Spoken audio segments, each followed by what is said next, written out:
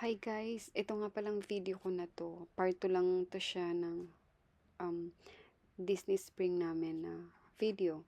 So, itong lugar na 'to, sobrang lawak niya. Hindi naman namin siya nilibot kasi parang kulang yung isang araw kung lilibutin mo siya ng lahat-lahat.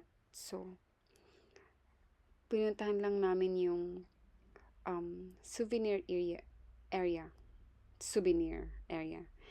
Um, Tignan niyo 'to guys, yung Mickey Mouse. Akala mo Mickey Mouse lang na ganyan, pero gawa siya sa Lego. Galing 'no? Meron pa diyan, eto 'to, Frozen.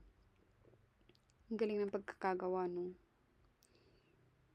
Talagang mag-spend ka talaga ng ilang araw bago mo matapos 'yan. Or siguro marami naman gumawa nito. Pero ang galing 'no, imagine gawa siya sa Lego, ang galing.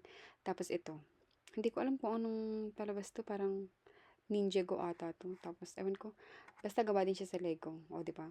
Itong nakikita niyong World of Disney, diyan kami namili nung Mickey ears, tapos nung ibang souvenir.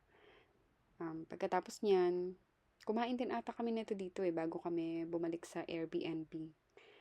Kasi magpapahinga na kami. Thank you sa panonood. Bye!